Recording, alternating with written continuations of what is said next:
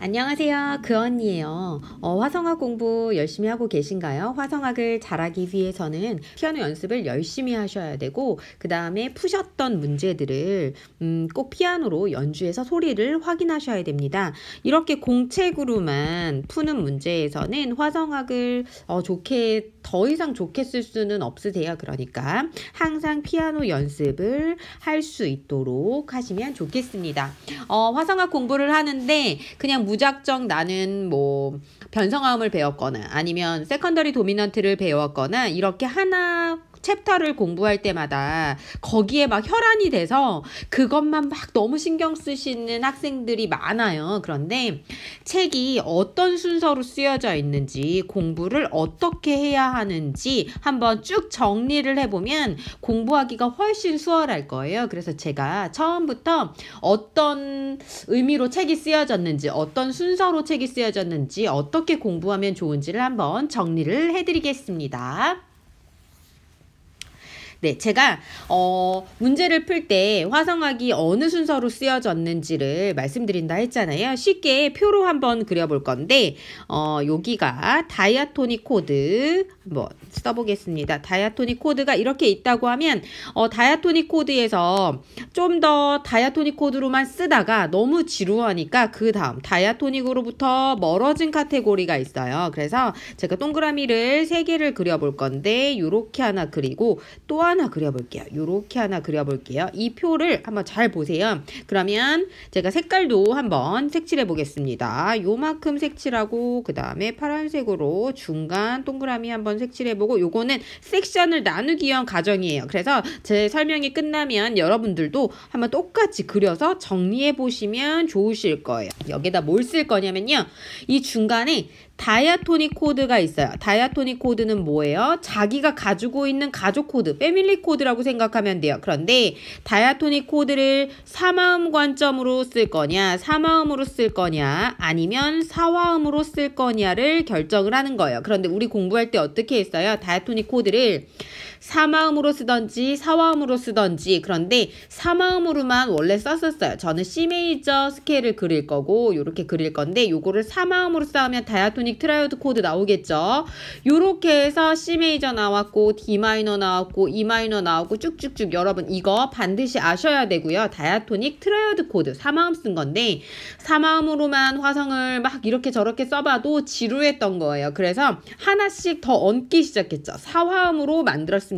그래서 C 메이저 7, D 마이너 7, E-7 이렇게 코드가 쭉쭉 나왔어요. 이게 다이아토닉 트라이어드 코드, 다이아토닉 세븐스 코드예요. 요거 반드시 아셔야 되는데 이게 3화음 쓰다가 4화음을 썼더니 화음의 색채감도 좋고 다 좋았어요. 그런데 그래도 다이아토닉 코드, 자기 가족 코드로만 막 지지고 볶았기 때문에 지루해요. 시간이 가면 갈수록 지루해졌던 거죠. 그래서 이게 지루해서 뭐가 나왔냐면 첫 번째로 전조가 나왔어요. 이게 지루하니까 중간에 전조를 한번 시키자. 그래서 전조에서 나왔던 게 오는 궤적 전조가 나왔고 반응 궤적 전조가 나왔었죠. 오는 궤적 전조는 관계조 내에서 전조시키는 거라 그랬고 반응계 전조는 5도 7 또는 7도 디미니시 7 코드를 이용해서 가는 거라고 얘기를 했어요. 그런데 전조를 시키니까 다이아토닉 코드로만 쓰다가 전조시키니까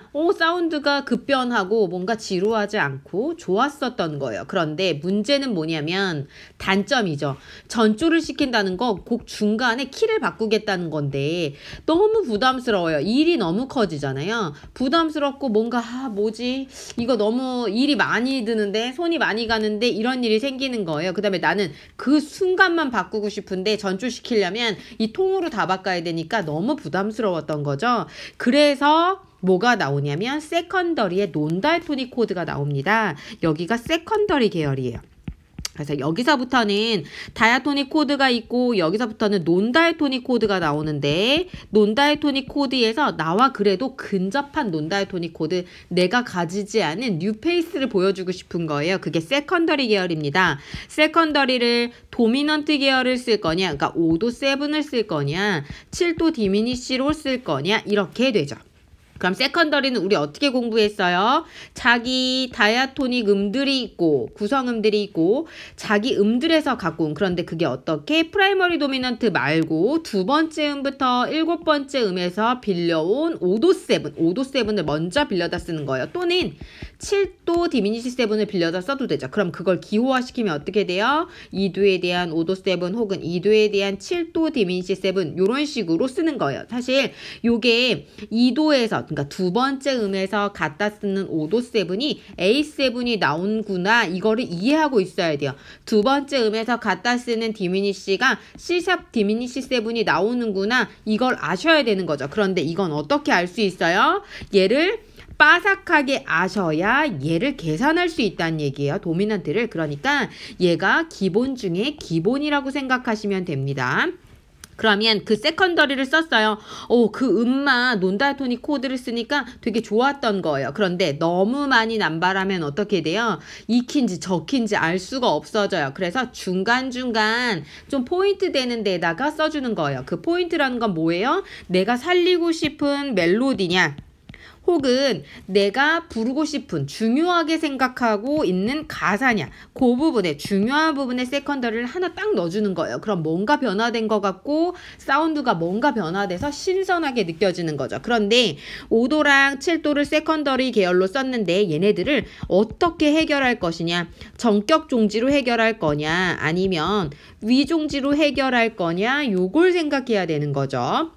그래서 세컨더리를 중간중간 심어주는 거예요. 그런데 다이아토닉 코드가 가장 사운드에서 안정적이에요. 그렇죠. 그러면 세컨더리 도미넌트를 썼을 때 뭔가 조금 더 벗어나지만 변화된 그런 사운드를 얻게 될 건데, 사실 이 세컨더리마저도 좀 지루하게 느껴졌던 거예요. 시대가 지나면서. 그러면 나와 조금 더 먼 데로 가고 싶은 거예요. 키감이 조금 더 없어지는데 이런 데를 가고 싶은데, 그걸 재즈와 성악에서는 모달 인터체인지 이런 식으로 얘기를 하고, 우리 클래식에서는 전통화 성악에서는 변성화음이라고 표현을 합니다. 버러우드 코드 뭐 이런 식으로 얘기를 하는데, 이 모달 인터체인지 코드에서는 급이라는 게 있어요. 나와 조금 더 가까운 모달이 있고 나와 조금 더 먼 모달이 있게 되는 거죠. 그래서 나와 조금 더 가까운 모달 있죠. 요게 변성화음이라고 얘기하는 우리 책에서 나온 건데, 내가 만약에 C 메이저 곡을 작곡하고 있어요. 혹은 문제를 풀고 있어요. 그러면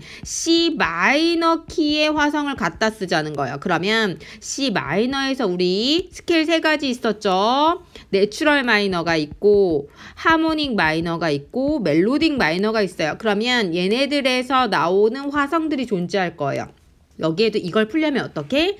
메이저건 마이너건 다이아토닉 코드를 바삭하게 꿰고 있으셔야 됩니다.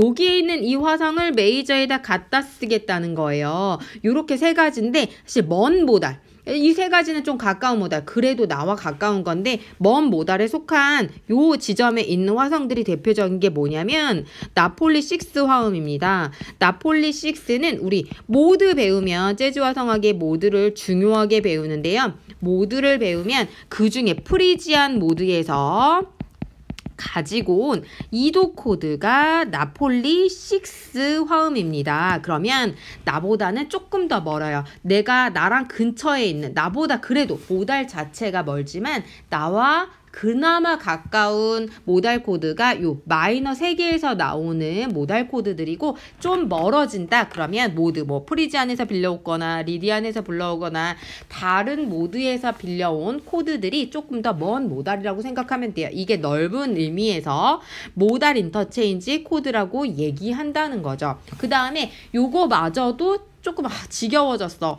나는 다이아토닉 때 작곡한 거 생각하지 못하고 점점 새로운 사운드를 추구하게 되는 거죠. 그래서 세컨더리를 쓰고 모달 코드를 사용했는데 이것도 성에 안 차는 거예요. 그래서 이명동음 전조를 하게 되고 뭐 나폴리 전조를 하게 되고 여러 가지 전조를 사용해서 조금 더 다양하고 조금 더 조성에서 벗어나는 음악을 만들게 되고, 이게 시대의 흐름에 따라 그렇게 만들어지는 거죠. 그러니까 내가 멋있다고 모달 코드만 다 빽빽하게 채워놓으면 조성감이 없어져요. 그러니까 내가 의도하지 않은 사운드가 날 수 있기 때문에 좀 생각하셔서 화음을 쓰셔야 되고, 나로부터 멀어지는 사운드를 쓰 되잖아요. 그러면 되게 신선하고 좋을 수는 있지만 조성감을 나타내실 때는 다시 돌아오기가 힘듭니다. 그러니까 적재적소에 잘 쓰셔야 돼요. 그래서 내 걸 먼저 잘 쓰고 다이토닉 코드로 뼈대를 만들어 놓으신 다음에 중간중간 세컨더리, 그나마 나와 가까운 논다이토닉인 세컨더리 써주시고, 또 중간중간 나보다 조금 더 나로부터 먼 모달 코드들, 변성화음 코드들을 써주셔야 좀 더 균형 감각이 맞다고 생각하실 수 있으실 거예요.